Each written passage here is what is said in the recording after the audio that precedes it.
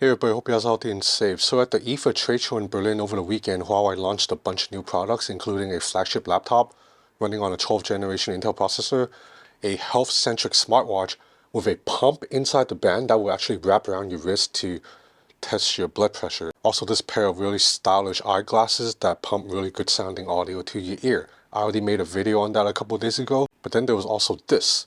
This is the Nova 10 Pro, and it is the newest upper mid-tier phone from Huawei. So what does it mean by upper mid-tier? It means that this phone packs many components that to the untrained eye will look every bit as good as a premium flagship phone.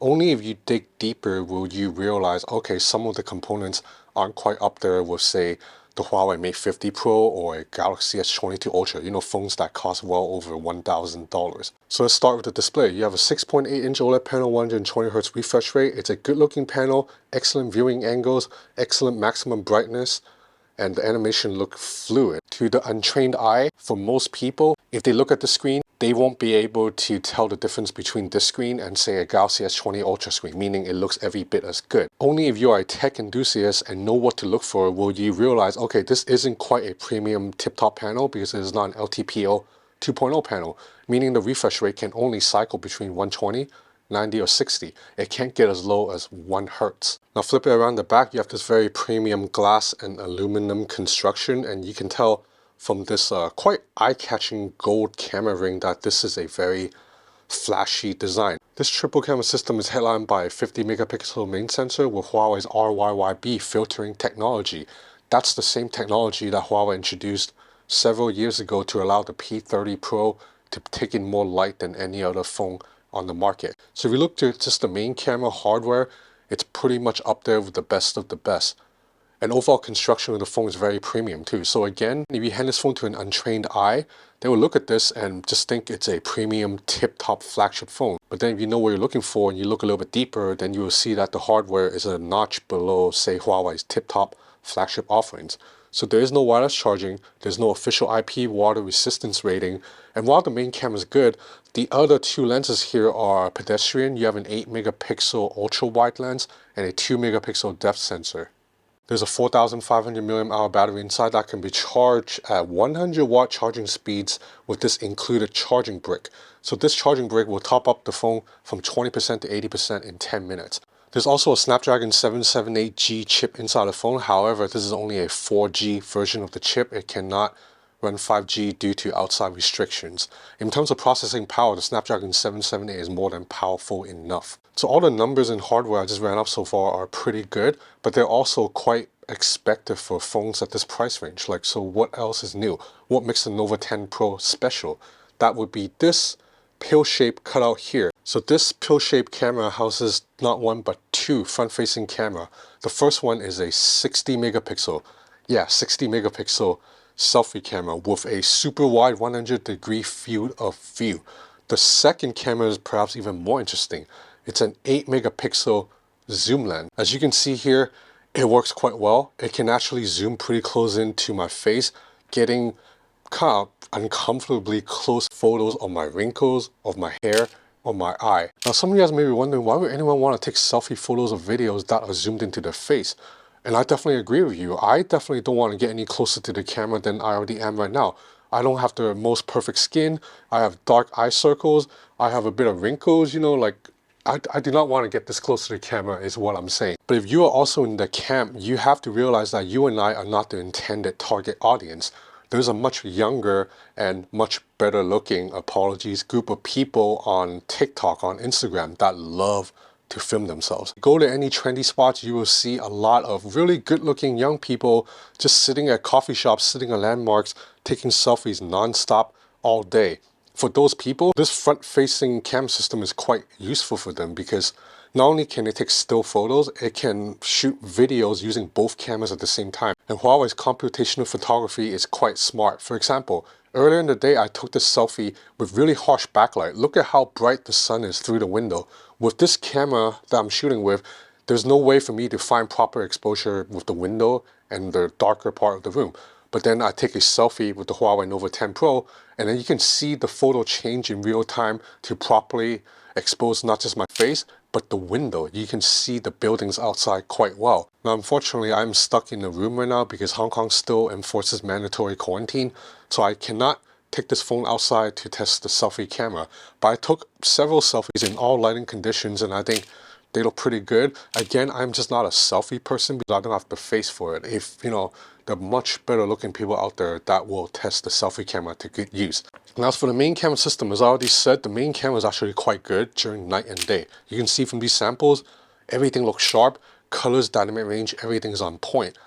The ultra-wide camera, as expected, loses a little bit of detail. You start noticing the fuzzy parts of the corners because ultra-wide cameras, particularly 8 megapixel ultra-wide cameras, are just not as sharp as the main camera.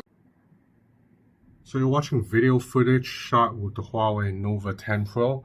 Unfortunately, I am stuck in a room right now, so I can't really take it outside for testing. This is all I can do. Please bear with me.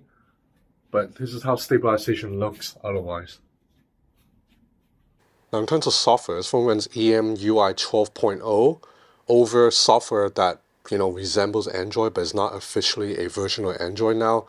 And yeah, you already know the software situation. There are no Google apps out of the box, but Huawei's app gallery does a really good job of bringing you to get the apps that you need. So if you search for an app in App Gallery, if Huawei already has that app in the App Store, it will allow you to download from the App Gallery right away, like WeChat.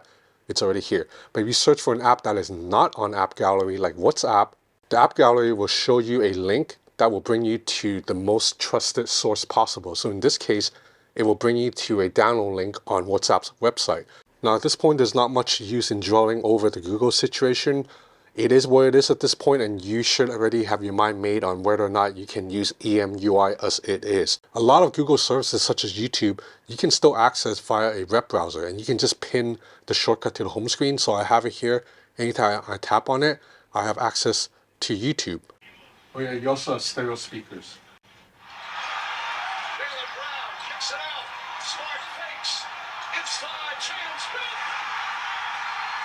Now as for maps, pedal maps is actually quite good for cities like Hong Kong and some parts of Europe. If I search for something like Central MTR, it will show me turn-by-turn direction to get there and even show me real-time traffic information. So it's quite useful. Now, is this better than Google Maps? Probably not, because Google Maps still has a lot more user-contributed information.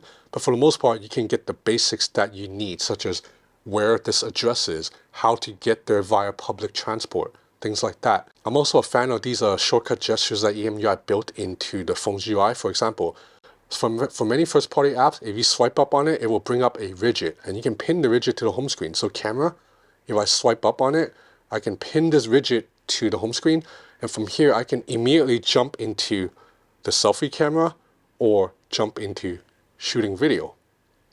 Likewise, with the photo gallery app, if I swipe up on it, it will bring up a photo. You see how weird it is to bring up an eye, but you can pin this photo to the home screen too if you want. So overall, the Nova 10 Pro is a pretty solid mid-ranger with two standout areas. One is I think the main camera is pretty good in low light situations.